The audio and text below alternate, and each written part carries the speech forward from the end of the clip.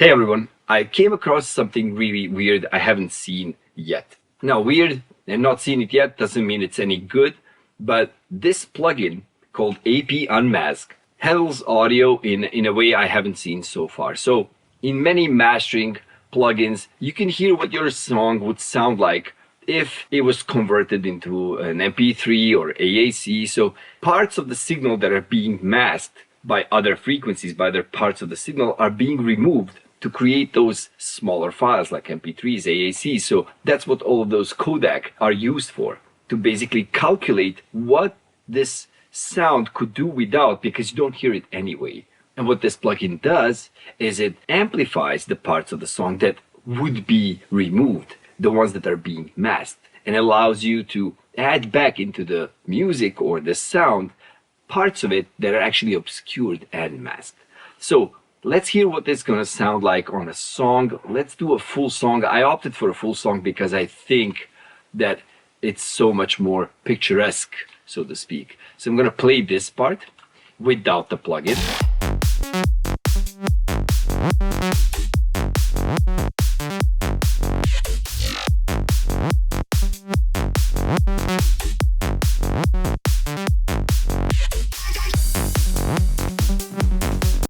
Okay, that's enough. So I'm going to introduce the plugin. I have loaded this standard preset. Let's reload that again. Has a 6 dB boost on that masked signal being re-added. And I'm going to activate this delta button. And that burst of noise you heard is just because it's a demo version. So I will activate the delta button so we can actually hear the difference. So only the part of the signal that is masked that we are reintroducing at a higher gain. So this is what is being masked and we are not hearing anyways. Yeah, this is quite interesting. Yeah, noise again, demo. Okay, beautiful. So adding that back into the whole song, and let's bypass on bypass, hear what that sounds like.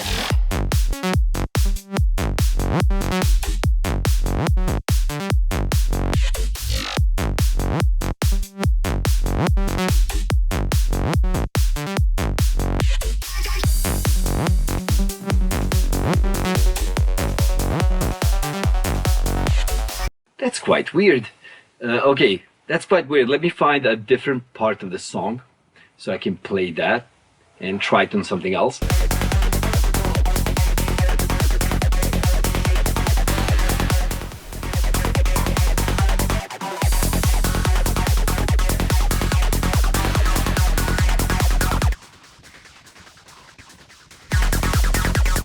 Okay, we can play with the resolution of the things we're adding.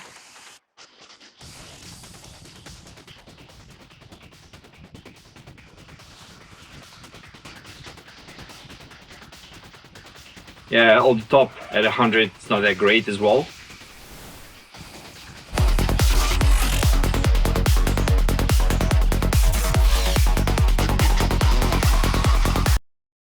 Okay, so when the song is really full, it's noticeable, but less so. You have to add more of it, I feel like. Let's try it here, somewhere at the ending. Like right there.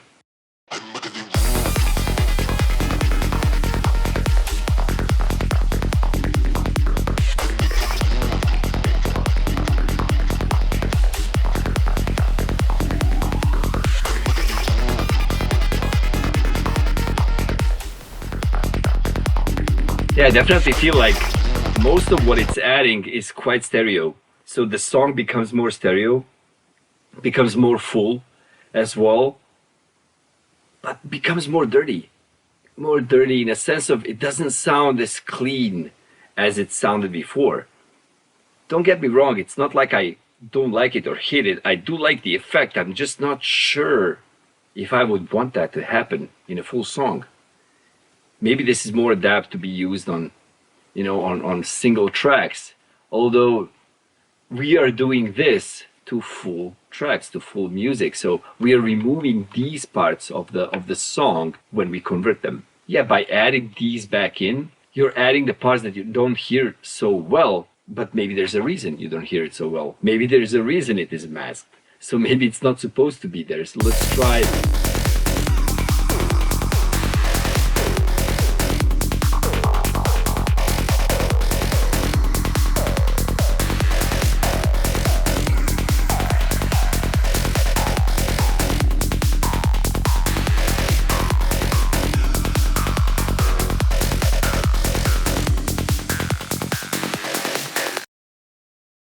I'm really not sure. I actually like it on some parts of this. I like the way it enhances this lead, this distorted lead synthesizer, and not too much on everything else. Like on the drums, I don't like it the way it affects the drums, makes it more dirty, I feel.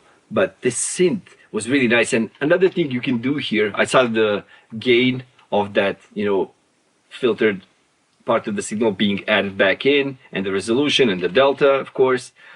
You can control how much of that signal is being brought back in at which frequency. So basically this is like an EQ, like you can remove, let's say, the lows and let's say the highs, and just reintroduce the mids right there. So only this part.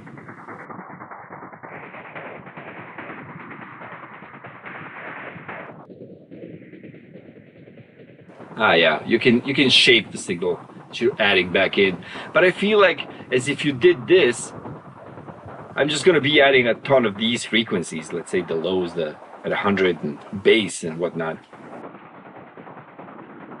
Yeah.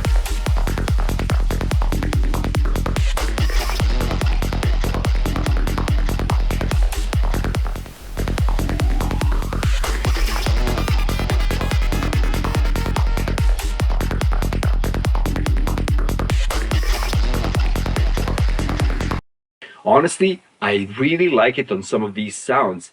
It makes them sound more stereo, fuller, I don't know, more alive. It could be due to that stereo, effect, making it feel more, spacious. I guess that a lot of what is lost is that like fine, low-level information as well. So that's what's being added back in at a higher level and makes it more spacious, more stereo, maybe parts of the reverb as well. So yeah, I really like it on single sounds. I'm not sure if I would do this to a master. It dirties it up so much due to what it's doing with the drums and the hi-hats, especially with the high frequencies. But if I remove that, it's kind of a disbalance. I'd really like to do this on the entire spectrum. So yeah, I think single sounds, definitely. And on the masters, I'm not sure if it will work on everything. Maybe on some musical genres it would. Something as dense as this like electronic psytrance kind of thing, I don't think it really works on the entire master. So yeah, give the plugin a try. Try it on whole tracks, try it on single channels. I think I'll be using these on single synths or whatnot. And yeah, let me know in the comments how it goes, or if you think I missed something. And as well, I have a course that is completely free thanks to levin.org. So if you need help in becoming a better producer, consider going to mixingacademy.com and checking it out. Bye.